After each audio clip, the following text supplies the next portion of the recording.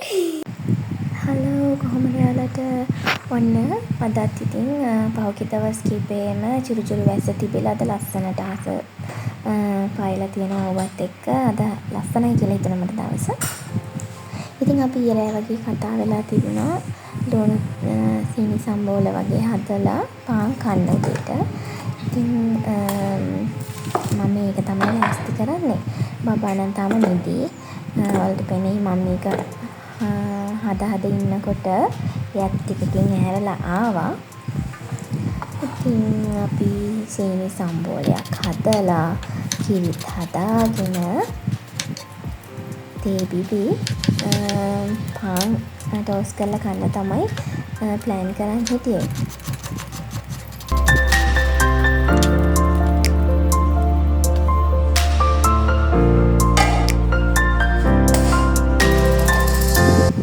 පේනවනේ දොන්න බබා ඇහැරිලා ආවා. පොඩක් ඇහැරිලා ආපු ගමන් ෂේප් කරගන්න හැටි තමයි පේන්නේ. මම පෑන් එකත් ලිපේ තියලා මට ඇත්තටම අමතක වෙන්නත් ගියා. මේ බබාව උඩකල් කරන්න ගිහිල්ලා ඒක පොඩ්ඩක් මිස් වෙන්න ගියා.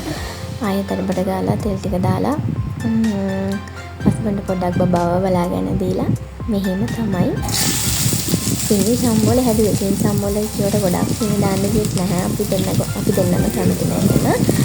මිනිස් රසට ඇඹුලයි වගේ තමයි ගොඩක්ම දැම්මේ.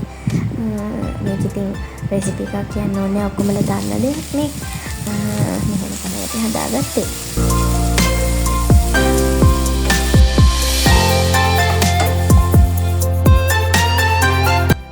ඔන්න දැන් නම් ලස්සන පාටට ආවා. ඊට පස්සේ අපි බාගත්තා. මේ අතරෙම අපි දෙන්න කිරි එකත් හදාගත්තා. බබාටත් එයාගේ කිරි එක හදලා දෙන්නා. පේනවනේ එයාගේ කෝලා.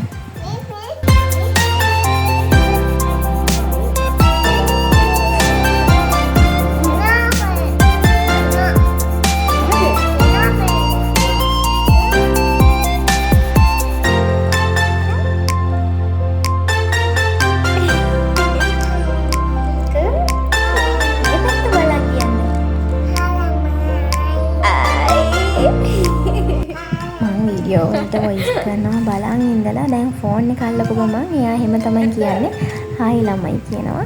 මේ ඇත්තටම අපි ටෝස්ට් එකට දාලා මේ පාන් එක ටෝස්ට් කරගෙන කන්න තමයි හිතුවේ. උනාට ක්‍රිස්පි එක තියෙන්නේ නැති නිසා පොඩ්ඩක් පෑන් එකේ දාලා තමයි ෆ්‍රයි කරලා ගත්තේ.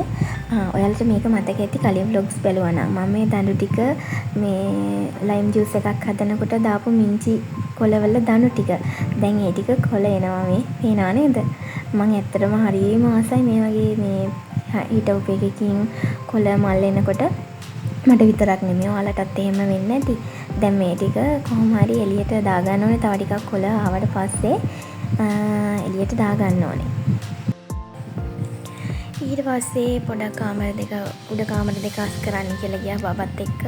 පහුගිය ටිකේ ඩීප් ක්ලීන් එකක් දෙන්න බැරි වුණා. ඒ නිසා දෝවිලි පියලා මුකුල් තෙල් කඩලා එතකොට ග්ලාස් එකම පොඩ්ඩක් ක්ලීන් කරලා ඉවර වෙලා කොට උර බෙඩ්ෂීටුත් මාරු කරා හොදන්න දාලා මෙන්න මෙහෙම තමයි අස්කරාම තියෙන්නේ. ඇත්තටම මාර රිලැක්ස් නේද? අස්කරාට පස්සේ පෙනුනාම අර මහන්සිය කොහෙන් ගියද නැ දැක්කාම මයින්ඩ් එකම රිලැක්ස් වෙලා යනවා. මේ අනිත් කාමරෙත් ඒ විදිහට මස් කරගත්තා. ඇත්තටම අපේ නම් ඉක්මනට දූවිලි එනවා. කොච්චර අස්කරගත්තත් ඊළඟ දවසේ වෙනකොට ආයේ දූවිලි පෙරෙන්න එනවා. ඊට පස්සේ මහන්සියටත් එක්ක පොඩ්ඩක් එළියේ බල හිටියා. ලස්සනට කුරුල්ල ටිකක් දඟල හිටියා. අතරම මාරම ලස්සනක් ආවා මට ඒ වෙලේ. මේ කුරුල්ලන්ගේ ලස්සන වැඩක් තිබ්බා. මට ඒක රෙකෝඩ් කරගන්නකොට පරක් වෙලා උන් ගිහින් ඉවරයි. මේව තමයි ඉතින් අද මාර ලස්සනට ඉරත් පායලා තිබ්බේ.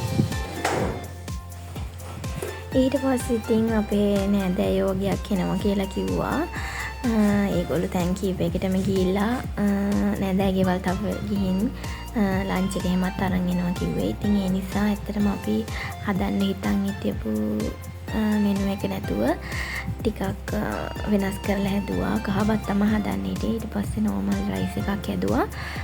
කඩල කරි එකකුයි චිකන් ග්‍රේවි එක තියලා වගේ හැදුවා.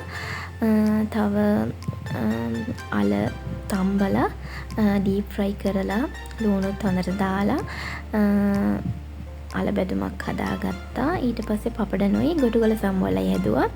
මොකද එයාලා ඊයේ දවල් හැමතැනම නෑදෑ ගෙවල් වල ගිහිල්ලා ඒ දෙන්න අලුත බැඳපු කපල් එකක්. ඉතින් ඒ නිසා මේ හැමතැනින්ම කෑම වේල් හම්බෙලා කාලා කෑම දැන් අපිට වෙලා ඉන්නවා කියලා කියපු නිසා අපි මේ විදියට හැදුවා.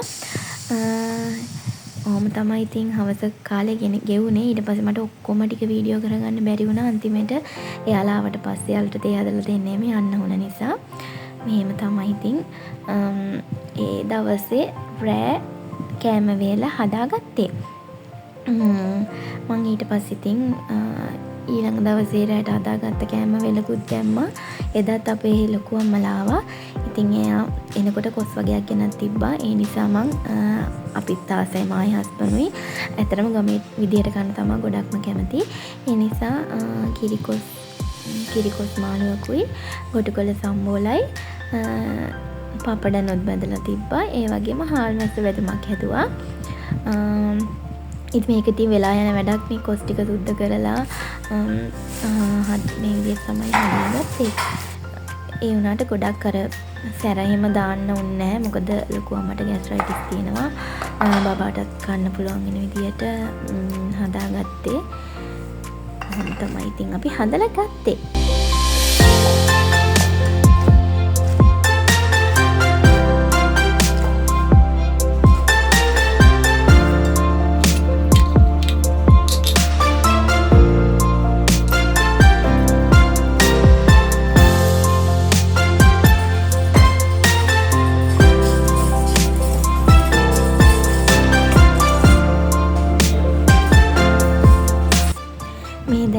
කොස් ටික කපලා මම මේ පොට් එකට දාගත්තා. මට පස්සේ මතක් වුණේ කොස් ටික දැම්මේ නැහැ කියලා. ඊට පස්සේ යටට කරලා දාගෙන ලුණුයි වතුරයි චුට්ටක් දාලා තැම්බෙන්න වහලා තිබ්බා. 3-5 කහ හැම දාගෙන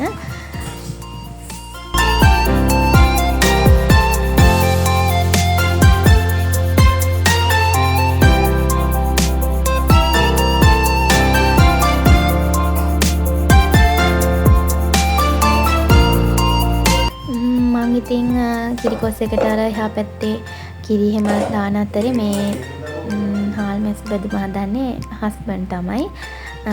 බබා එක්කත් පොඩක් අමාරු නිසා යාට උයන්න කියලා හාල් චුට්ටකුයි පරිප්පු චුට්ටකුයි පොට් එකට දාලා දීලා යාව ෂේප් කරගෙන හස්බන්ඩ්නුත් හාල් මැස් ටික සුද්ධ කරලා යාම බැද්දා. රසට තිබුණා. ලුණුත් දාලා හදලා ගත්තා. යා හින්දා ගොඩක් ලේසි වුණා වැඩ. ගොච්චර මහන්සි වුණාත් විසි වුණාත් මට නම් ඇත්තටම පස්සේ හරි ජොලියක් දැනෙනවා මේ හස්බන්ඩ් බබා එක්ක පස්සේ මෙහෙම අර එකට එකතු වෙලා උයනකොට එහෙම අමුතු ෆීලිං එකක් තියෙනවා. ඉස්සර ගෙදර අම්මත් එක්ක මෙහෙමයි. දැන් හස්බන්ඩ් එක්ක යාත් උදව් කරන්න වෙනකොට ඇත්තටම මාරම සතුටක් දැනෙනවා. නිකන් එකට ඉන්නකොට හරි පිරිලා වගේ. ඊළඟට මං එයා එක හදන අතරේ ගොටුකොළ සම්බෝල එක හදන්න ගොටුකොළ දික් කපා ගත්තා.